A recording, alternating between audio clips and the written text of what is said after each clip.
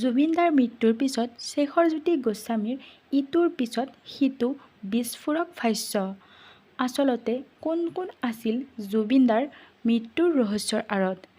নে শেখৰজ্যোতি গোস্বামীয়ে নিজৰ ভুলবোৰ লুকুৱাব বিচাৰি আছে এনেবোৰ কথাৰে? কিয়নো ভিডিঅ'বোৰ চাই আপোনালোকে হয়তো সকলো বুজিয়ে পাইছে। মোৰ হিচাপত মোৰ যোনটো 6 সেন্সে কয় দাদা চাগে পানীতেই গৈছে। কাৰণ উঠাই অনাৰ পিছত আমি যোনটো হাতেদি মালিচ দি আছোঁ, মই যে কৈছোঁ নীলা দেখি আছোঁ, তাৰপিছততো এবাৰো ৰেছপন্স নাহিল, এবাৰো পাল্চ নাহিল, এবাৰো ৰিকভাৰী নহ'ল। এওঁলোকে নন ষ্টপ যুঁজি আছে, কিন্তু চেঞ্জটো কোনো ধৰণৰ নাহিল। যেনেকৈ উঠাই অনা হৈছিল তেনেকৈয়ে থাকিল। তাৰপিছত তাৰ পৰা হস্পিটেল যেতিয়া নিলে তেওঁলোকে টানি টুনি তাৰ 40 মিনিটমান পিছত তেওঁলোকে তাৰপৰা ফোন কৰি কৈছে হি ইজ ন' মোৰ। CPR দি আছে, এই মুখেদি এইটো ইনেল মাজে মাজে পানী টাইপ অলপ ওলাই দাদাৰ। মই ভৰি মালিচে কৰি আছোঁ গৰম কৰিবলৈ, কিন্তু মই মাজে মাজে চাই আছোঁ আঙুলিটো দাদাৰ টিপি দিওঁ, টিপি দিলে মানুহ এনেকৈ টিপি দিলে ৰঙা হয় আকৌ বগা হয় আকৌ ৰঙা হৈ যায়তো। দাদা সেইখিনি টাইমত নীলা হৈ আছে আঙুলিটো, হাতৰ ভৰি আঙুলিটো নীলা, নাকটো দেখিছোঁ নীলা হৈ গৈছে এইখিনি।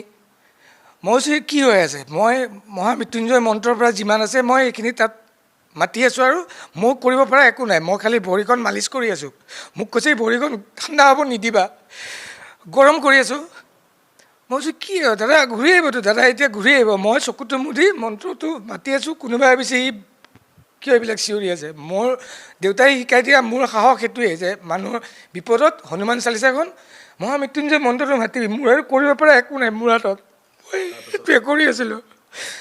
মই দাদাক চোৱা নাই, খালি মই ভাবি আছোঁ মোৰ যদি কিবা এটা এইখিনিৰ পৰা কিবা এটা যদি ভাল ৰিজাল্ট আহে তেতিয়া চবেই ক'ব অ'কে অ'কে জুবিন কাৰ পালে, জুবিন কাৰ পালে, তেতিয়া মই চকুটো মেলিম। মই খালি কৰি আছোঁ যে আধা ঘণ্টাৰ পিছত যেতিয়া পৰ্টটো গৈ পালে তাতে already medical team, extra medical team ready হৈ আছিলে। ফাৰ্ষ্ট টেক তেওঁলোক দৌৰা দৌৰিকৈ আহিল, পুলিচো আহিল, আহি পেলাই অলৰেডি আধা ঘণ্টা হৈ গ'ল, CPR দি আছে, ন' ৰেছপন্স, নীলা হৈ গৈছে। মই আপোনাক কৈছোঁ নাকটো নীলা, দাদাৰ ওঠখন খুব ৰঙা, মুখখন এনেকৈ এনেকৈ থাকে এনি টাইম, সেইখন নীলা হৈ পেলাই ক'লা টাইপ হৈ গৈছে। মই তেতিয়া কি কৰিম কি নকৰিম, মই কৈছোঁ দাদা এনেকুৱা নহয়, এনেকৈ কৰিব নোৱাৰে আপুনি। কেতিয়াবা এনেকৈ চক খুৱায় ষ্টুডিঅ'টো, কেতিয়াবা এনেকৈ দাদা এনেকৈ শুই দিয়ে আকৌ উঠি দিয়ে, কি হ'ল কি ভাবিছিলি এনেকৈ কয়। মই কৈছোঁ নাই আপুনি কিয়, মই এনেকৈ ৰেষ্ট লৈছোঁ এনেকৈ টাইপৰ দাদা এইবিলাক নাটক। মই কৈছোঁ কি দাদা এতিয়া কিবা এটা কৰিব, মিৰাকল কিবা এটা মিৰাকল কৰিব, উঠি পেলাই চবেই ভয় খালিনে, সেইটোৱে জুবিন গাৰ্গ এনেকৈ কয় ন কেতিয়াবা। মই কৈছোঁ সেনেকুৱা কিবা এটা হ'ব। তেতিয়া টীমটো আহিল, আহি পেলাই তেওঁলোকে আৰু কিবা মেচিন চেচিন লৈ আহিল, আহি পেলাই বুকুত লগাই দিছে, চেলাইন টেলাইন কিবা দিছে। তেওঁলোকে আধা ঘণ্টামান জুৰি আমাক কিন্তু তেতিয়া তাৰ পৰা আঁতৰাই দিছে পুলিচে, এটা এৰিয়া দি দিছে, তাতে চবকে কোনো মুভ নকৰিব, ইয়াত থাকক। মোৰ গাত একো নাই কাপোৰ, মই সেনেকৈয়ে ৰখি থাকিলোঁ, খালি পেণ্টটো আছে।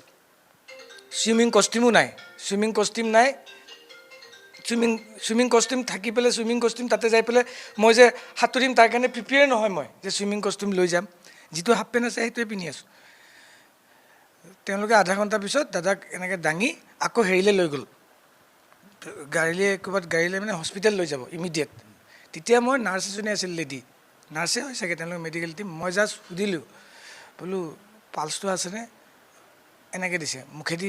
তাৰমানে তেতিয়াই ঢুকাইছে আপুনি যে কৈছিলে যে সাগৰত যেতিয়া আছিল মুখেৰে শুনাইছিল, তেতিয়া মোৰ হিচাপত মোৰ যোনটো 6 সেন্সে কয় দাদা চাগে পানীতেই গৈছে। কাৰণ উঠাই অনাৰ পিছত আমি যোনটো হাতেদি মালিচ দি আছোঁ, মই যে কৈছোঁ নীলা দেখি আছোঁ, তাৰপিছততো এবাৰো ৰেছপন্স নাহিল, এবাৰো পাল্চ নাহিল, এবাৰো ৰিকভাৰী নহ'ল। এওঁলোকে নন ষ্টপ যুঁজি আছে, কিন্তু চেঞ্জটো কোনো ধৰণৰ নাহিল। যেনেকৈ উঠাই অনা হৈছিল তেনেকৈয়ে থাকিল। তাৰপিছত তাৰ পৰা হস্পিটেল যেতিয়া নিলে তেওঁলোকে টানি টুনি তাৰ 40 মিনিটমান পিছত তেওঁলোকে তাৰপৰা ফোন কৰি কৈছে হি ইজ ন' মোৰ।